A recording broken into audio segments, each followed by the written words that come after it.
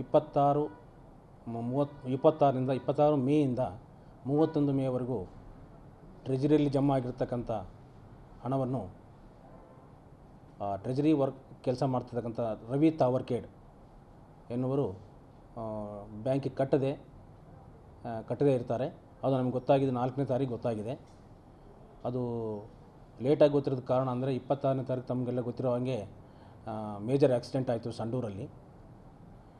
ಸುಮಾರು 6 ಜನ ಆಕ್ಸಿಡೆಂಟಲ್ಲಿ ತೀರೋಗಿದ್ದಾರೆ. ಆ ಉದ್ದೇಶದಿಂದ 26ರಿಂದ 31ರವರೆಗೂ ನಾನು ಸಂಡೂರಲ್ಲೇ ಬೀಡುಬಿಟ್ಟು ಅಲ್ಲೆಲ್ಲ ಮೀಟಿಂಗ್ಗಳನ್ನು ಅಟೆಂಡ್ ಮಾಡಿ ಎನ್ಫೋರ್ಸ್ಮೆಂಟನ್ನು ಮಾಡಿ ಕೇಸ್ಗಳನ್ನು ಹಾಕಿ ಎಲ್ಲರಿಗೆ ಅವೇರ್ನೆಸ್ ಪ್ರೋಗ್ರಾಮ್ಗಳನ್ನು ಮಾಡಿರ್ತೇನೆ. ಆದ ಕಾರಣ ಆ ಸಮಯದಲ್ಲಿ ನಾವು ಈ ಟ್ರೆಜರಿ ಬಗ್ಗೆ ಗಮನ ಹರಿಸಿರಲಿಲ್ಲ. ನಾವು 4ನೇ ತಾರೀಕು ಎಲ್ಲ ನೋಡಬೇಕಾದಾಗ ಈ 6 ದಿನದ್ದು ಅಮೌಂಟು ಬ್ಯಾಂಕಿಗೆ ಜಮಾ ಆಗಿಲ್ಲ ಅಂತ ಗೊತ್ತಾದ ಮೇಲೆ ಇಮಿಡಿಯೇಟಾಗಿ ನಾವು ಆಫೀಸರೆಲ್ಲ ಗಮನ ಹರಿಸಿ ನಮ್ಮ ಸೂಪರಿಂಟ್ ವೀರೇಶ್ ಅನ್ನೋರನ್ನ ಅವ್ರ ಮನೆಗೆ ಕಳಿಸಿದ್ವಿ.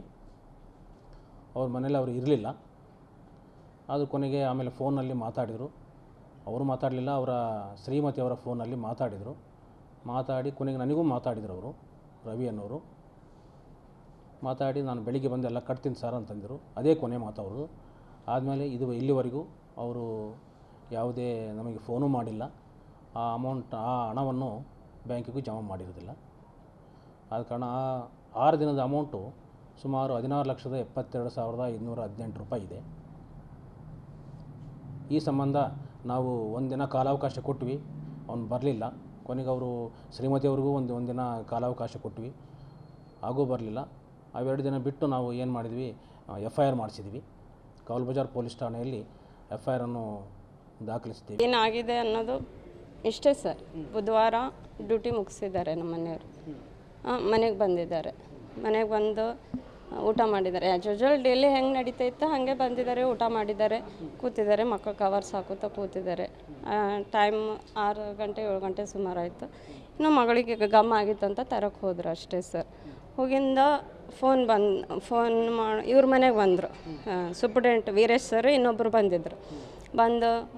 ಬಂದರು ಸಡನ್ನಾಗಿ ಬಂದರು. ಬಂದಿಂದ ಬನ್ನಿ ಒಳಗಡೆ ಬನ್ನಿ ಅಂತಂದೆ. ಬಂದೆ, ಕೂಡಿಸಿದೆ. ಅವ್ರು ಏನೋ ಹಿಂಗಾಗಿದೆ ಸರ್, ಫೋನ್ ಎತ್ತೆ ಅಂತಂದೆ. ನಾನು ಏನಾಗಿದೆ ಇಲ್ಲ ಸರಿ ಫೋನ್ ಹಚ್ಚಿ ಅಂತಂದ್ರೆ ಫೋನ್ ಹಚ್ಚಿದೆ. ಫೋನ್ ಹಚ್ಚಿಂದ ನನ್ನ ಫೋನಿಂದನೇ ಮಾತಾಡಿದ್ದಾರೆ. ಇವರಿಗೂ ವಾದ ಆಗ್ತಾಯಿತ್ತು. ಇಬ್ಬರು ವಾದ ಮಾಡ್ಕೊತಾ ಇದ್ರು. ಅಲ್ಲ ಸರ್ ಅಂತ ಇವ್ರು ಅಂತ ಇದ್ರು. ಇಲ್ಲ ಅವರು ಏನಂತ ಅವ್ರದ್ದು ಕೇಳಿಸ್ತಾ ಇರಲಿಲ್ಲ. ಅಂದರೆ ಫೋನಲ್ಲಿ ಮಾತಾಡ್ತಾರೆ, ಇವರು ಅಂದಿದ್ದಷ್ಟೇ ಕೇಳಿಸ್ತಾಯಿತ್ತು.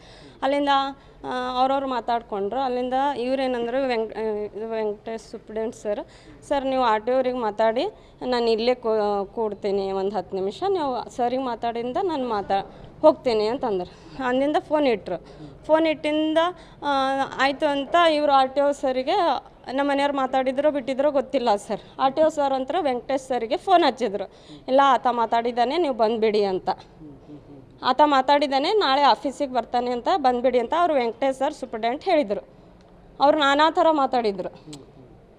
ಅದು ಅಷ್ಟಾಗಿಂದ ಹೊಳ್ಳಿ ನಮ್ಮ ಮನೆಯವರು ಇವರೇನು ಬಂದು ಮಾತಾಡಿಂದ ಹೋಗಿದ್ರು. ಹೊಳ್ಳಿ ನನ್ನ ಫೋನೇ ರಿಸೀವ್ ಮಾಡಿಲ್ಲ ನಮ್ಮ ಮನೆಯವರು. ಇಲ್ಲಿವರೆಗೂ ಫೋನ್ ಇಲ್ಲ, ನನ್ನ ಫೋನು ರಿಸೀವ್ ಮಾಡಿಲ್ಲ. ಮಗಳಿಗೆ ಕರ್ಕೊಂಡು ಹೋಗಿದ್ರು. ಹೊಳ್ಳಿ 9 ಗಂಟೆ ಮಗಳನ್ನ ಕೆಳಗಡೆ ಬಿಟ್ಟು ಹೋದವರು ಮಗಳ ಮೇಲೆ ಬಂತು, ಬಾಗ್ಲ ಬಡಿತು.